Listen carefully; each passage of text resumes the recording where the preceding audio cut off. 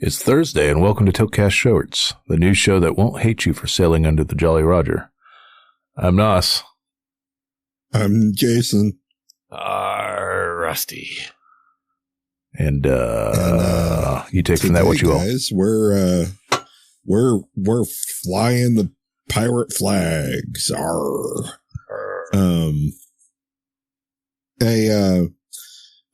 It's been reported several different places on the internet, several news outlets, including IGN and a few others,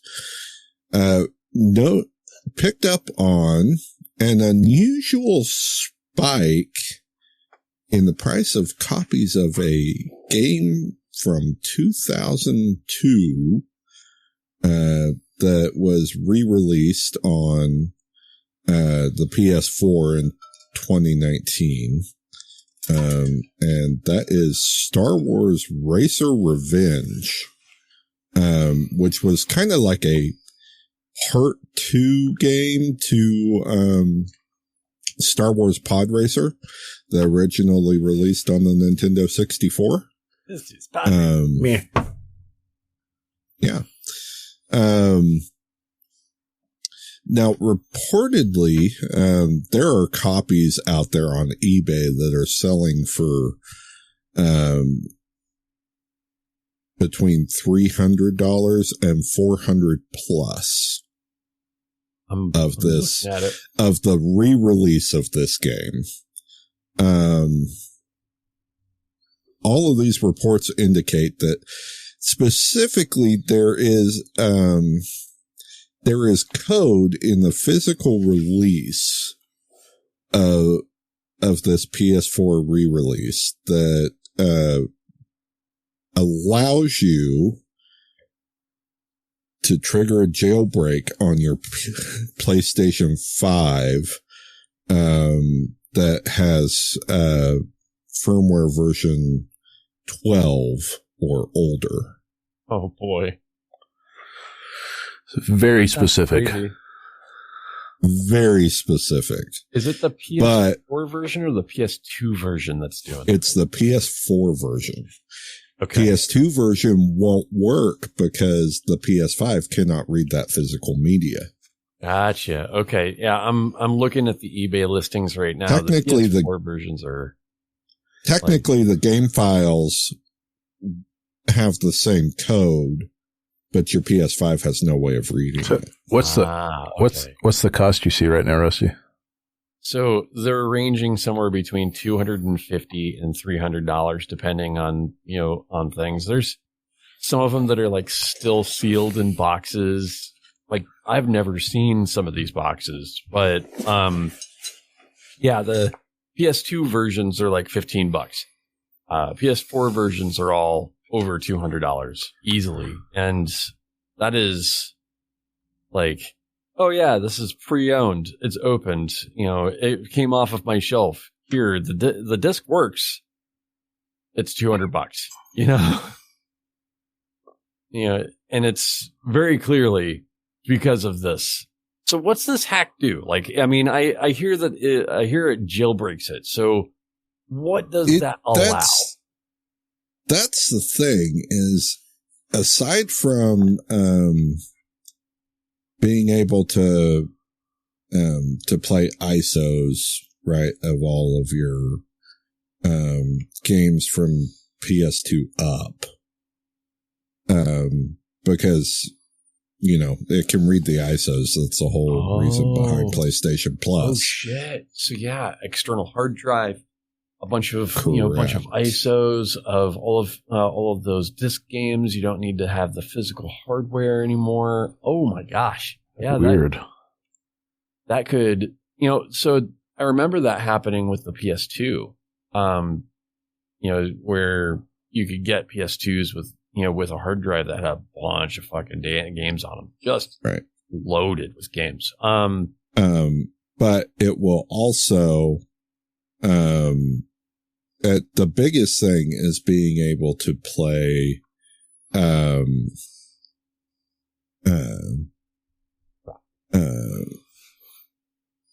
the FP packages of PS4 games, which previously, even in most emulation, doesn't happen. You have to have solid ISOs. But if you can play just the FP packages, then, or the F packages, then your total install size for PS4 games is much smaller than the ISO. Ooh, okay. So, wow, so that's basic. there are apparently several different pluses to it, but there are also minuses. I mean, the PS5 apparently is extremely hard to jailbreak.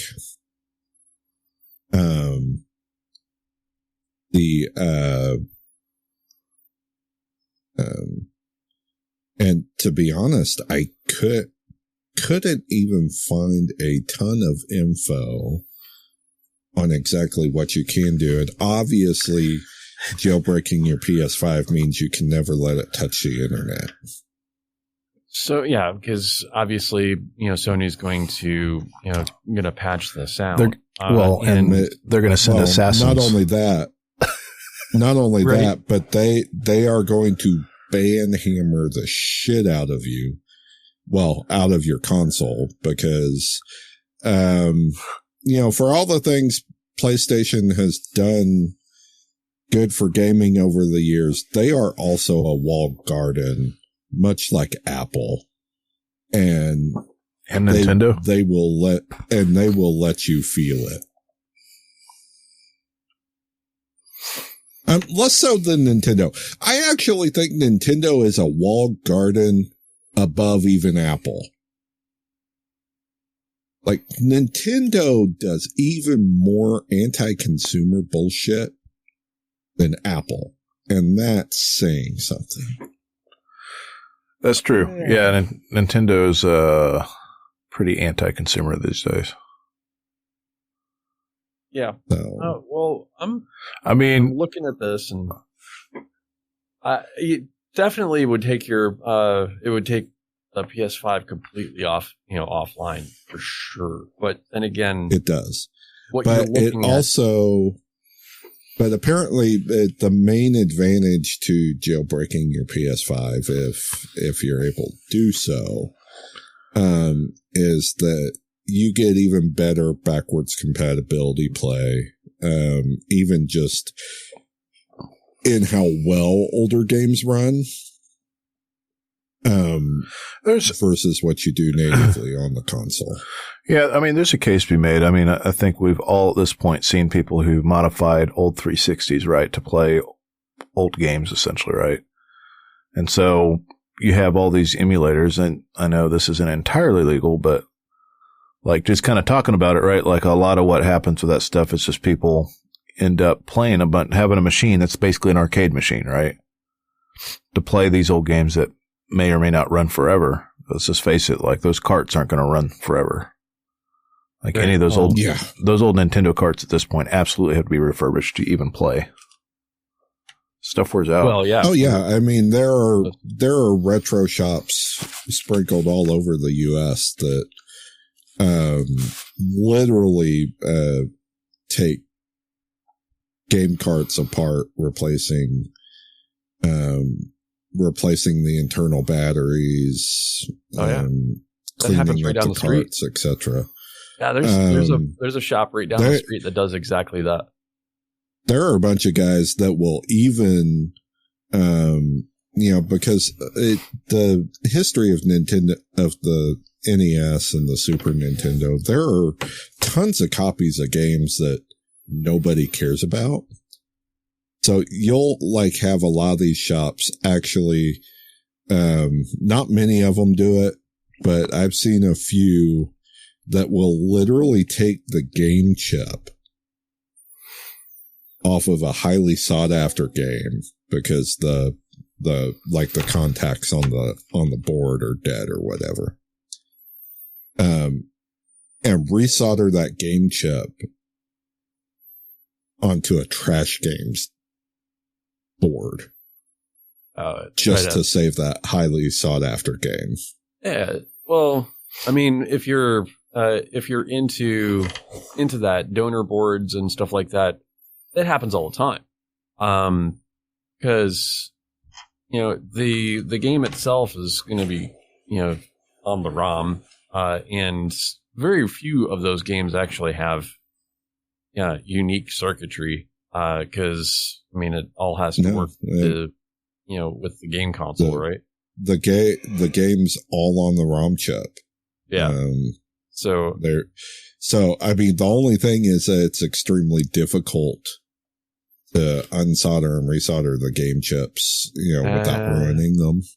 I know a lot of people that successfully done it, and once you get used to micro soldering or pad soldering, you can do it pretty well. My point is that it's not for everybody to just go out and try to do it. Yeah, you have to have the equipment for it, but some skill. Oh yeah, a lot of skill. Because you could fuck things up real easy. Thing is for this, it's obviously not everybody's going to go out and do this, right?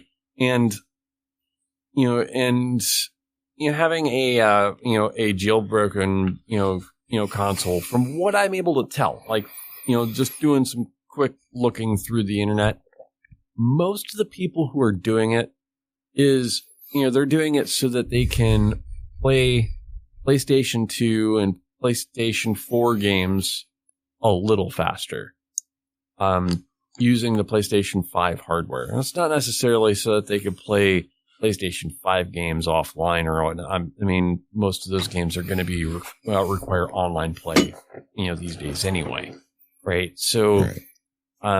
But you can do things like dedicate more cores to the emulation for the PS4 games, right? And which the native software OS on the PlayStation limits. Right. So, from what I was able to find, the code that has to do with the jailbreaking for this,